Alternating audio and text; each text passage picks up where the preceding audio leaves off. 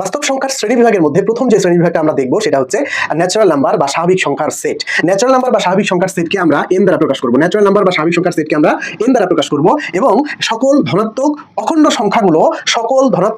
সংখ্যাগুলোকে আমরা natural number বা স্বাভাবিক সংখ্যার সেট বলবো। আমরা উদাহরণ যদি বলি যে সকল ধনাত্মক সংখ্যা হবে, মানে 1 থেকে শুরু করে 2, 3, 4 এরকম অখণ্ড সংখ্যা যদি আমরা n পর্যন্ত যাই তাহলে যে সংখ্যা সেটটা পাবো সেটা হচ্ছে ন্যাচারাল সংখ্যা বা ন্যাচারাল নাম্বার বা স্বাভাবিক সংখ্যার সেট। তাহলে স্বাভাবিক সংখ্যা বাস্তব সংখ্যার একটা প্রকারভেদ, সেটা হচ্ছে ন্যাচারাল সংখ্যা, ন্যাচারাল নাম্বার বা বাস্তব সংখ্যার সেট। অর্থাৎ যে সংখ্যাগুলো ধনাত্মক অখণ্ড সংখ্যা, এখানে ভগ্নাংশ হওয়া যাবে না, মানে পূর্ণ সংখ্যা হইতে হবে। কারণ অখণ্ড সংখ্যা ধনাত্মক অখণ্ড মানে 1 থেকে শুরু করে n পর্যন্ত যে সংখ্যাগুলো পাবো সেগুলোকে আমরা বলবো ন্যাচারাল নাম্বার বা স্বাভাবিক সংখ্যা। একে n দ্বারা প্রকাশ করি, এটাকে আমরা সেট আকারে যদি প্রকাশ করি তাহলে এইটা পাবো। তাহলে 1 থেকে n পর্যন্ত যে সংখ্যাটা পাবো সেটা হচ্ছে ন্যাচারাল নাম্বার সেট বা স্বাভাবিক সংখ্যার সেট।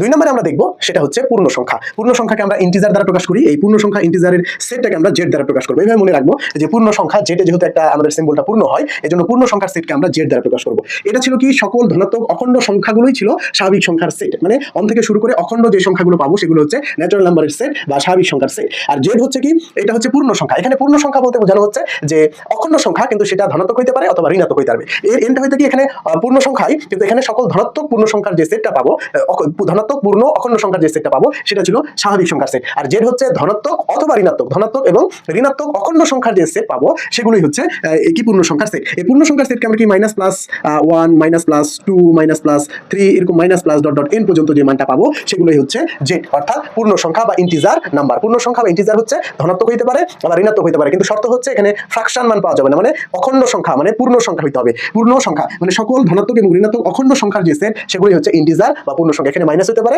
প্লাস হইতে পারে, কিন্তু এখানে ফ্র্যাকশন বা ভগ্নাংশ আসতে পারবে না।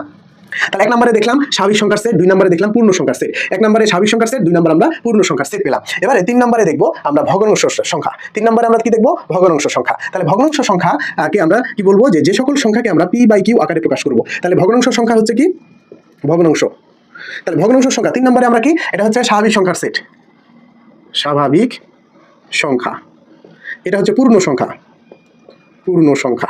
3 নম্বরে হচ্ছে ভগ্নাংশ সংখ্যা। তাহলে যে সকল সংখ্যাকে p/q আকারে প্রকাশ করা যায়, কিন্তু এখানে শর্ত আছে q এর মানটা 0 হওয়া যাবে না, আবার q এর মানটা 1 হওয়া যাবে না। 0 হলে তো মান পাওয়া যাবে না, আবার 1 হইলে আবার একটা পূর্ণ সংখ্যা পাওয়া যাবে, এখানে ভগ্নাংশ পাওয়া যাবে না। তার মানে p/q আকারে প্রকাশ করা যায়, যে সকল সংখ্যাকে p/q আকারে প্রকাশ করা যায়, কিন্তু শর্ত হচ্ছে হর 0 হওয়া যাবে না, হর 1 হওয়া যাবে না। 0 হওয়া যাবে না, আবার 1 হওয়া যাবে না। এই ব্যতীত অন্য যেগুলো হইতে পারে। তার মানে যে সকল সংখ্যাকে আমরা p/q আকারে প্রকাশ করতে পারবো সে সকল সংখ্যাকে আমরা ভগ্নাংশ সংখ্যা বলবো। এই ভগ্নাংশ সংখ্যা কেমন হইতে পারে? 1/2 হইতে পারে, 3/2 হইতে পারে, 4/6 হইতে পারে, এরকম হইতে পারে। তাহলে ভগ্নাংশ সংখ্যা হচ্ছে p/q আকারে প্রকাশ করবো এবং q এর মান 0 হওয়া যাবে না, আবার q এর মান 1 হওয়া যাবে না।